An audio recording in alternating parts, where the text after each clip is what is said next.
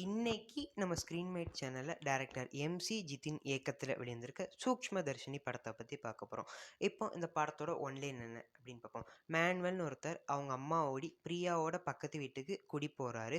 அவர் வந்து டவுன்ல ஒரு பேக்கரி வச்சிருக்காரு. அவங்க அம்மாவுக்கு அல்ஜீமஸ் இருக்கிறதுனால அவங்க வீட்டை விட்டு சொல்லாம கொள்ளாம போயிடுவாங்க. இந்த டைம்ல தான் பிரியா நோட்டீஸ் பண்றாங்க மேனுவல் சஸ்பீஷியஸா இருக்கிறதுனால. ஒரு லிமிட்டுக்கு மேல மேனுவல் மேல பிரியாவுக்கு சந்தேகமே வருது. அவர் ஏன் சஸ்பீஷியஸாக இருக்கிறாரு, இதெல்லாம் ஏன் நடக்குது அப்படிங்கிறத பிரியா கண்டுபிடிச்சாங்களா இல்லையா அப்படிங்கிறத தான் படத்தோட கதையே. கேஸ்டிங்கை பொறுத்தளவுக்கு நசரியா தான் பிரியா கேரக்டர் பண்ணியிருக்காங்க. பசில் ஜோசப் தான் மேனுவல்ங்கிற கேரக்டர் பண்ணியிருக்காங்க. ரெண்டு பேரும் கொடுத்த கேரக்டர் ரொம்ப சூப்பராகவே பண்ணியிருக்காங்க. அது போக படத்தில் நடித்த சைடு ரோல்ஸ் எல்லாமே உண்மையிலே ரொம்ப சூப்பராகவே பண்ணியிருந்தாங்க.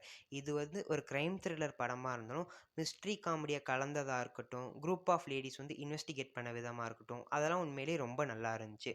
படம் வந்து எல்லா ஆஸ்பெக்ட்ஸ்லேயும் உண்மையிலேயே ரொம்ப சூப்பராக இருந்துச்சு. அப்புறம் ஒரு சீனை கன்சீவ் பண்ண விதமாக இருக்கட்டும், அதை மேக் பண்ண விதமாக இருக்கட்டும், உண்மையிலே ரொம்ப சூப்பராக இருந்துச்சு. ஒரு சிம்பிளான சீனை கூட ரொம்ப என்கேஜிங்காக கொடுத்துருக்காங்க. எக்ஸாம்பிளுக்கு மேனுவலோட அம்மாவுக்கு அல்ஜீமஸ் இல்லைன்னு பிரியா ப்ரூவ் பண்ண ட்ரை பண்ணுவாங்க. அதுக்காண்டி ஒரு குக்கர் விசில் அடிக்கிற சீன் படத்தில் வரும். பக்கத்து வீட்டில் அடிக்கிற குக்கர் விசில் வந்து பிரியா அவங்க வீட்டில் உட்காந்து எண்ணிக்கிட்டு இருப்பாங்க. இந்த மாதிரி நிறைய சீன்ஸ்க்கு வந்து ரைட்டிங் உண்மையிலேயே ரொம்ப நல்லா இருந்துச்சு. அப்புறம் படத்தில் பசில் ஜோசப்பும் நஸ்ரியாவும் தான் படத்தை பேலன்ஸ் பண்ணி கொண்டு போயிருந்தாங்க.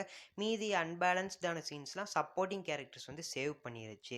குரூப் ஆஃப் லேடிஸ் வந்து வாட்ஸ்அப் குரூப் வச்சிருக்கதா இருக்கட்டும், அவங்கெல்லாம் சேர்ந்து இன்வெஸ்டிகேட் பண்ணுறது விதமாக இருக்கட்டும், இந்த சீன்லாம் உண்மையிலே ரொம்ப காமெடியாக இருந்துச்சு.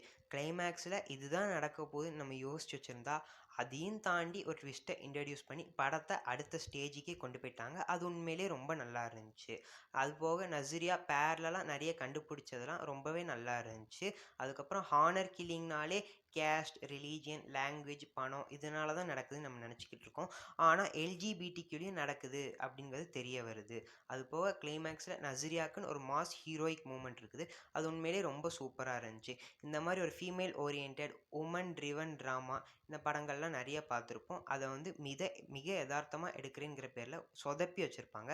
அந்த மாதிரிலாம் இந்த படத்தை சொதப்பாமல் ரொம்ப நல்லாவே எடுத்திருந்தாங்க. அது போக கிளைமேக்ஸில் நஸ்ரியாக்குன்னு இருந்த அந்த மாஸ் மூமெண்ட் சீனும் ரொம்பவே சூப்பராக க்ரியேட் பண்ணியிருந்தாங்க. உங்களுக்கு ஒரு க்ரைம் த்ரில்லர் மிஸ்ட்ரி காமெடி படம் பார்க்கணும்னா நீங்கள் இந்த படத்தை போய் பாருங்கள். இப்போ இந்த படம் தேட்டர்ஸில் ஓடிக்கிட்டு இருக்கு. ஃப்ரீயாக இருந்தால் போய் பாருங்கள். தேங்க்யூ.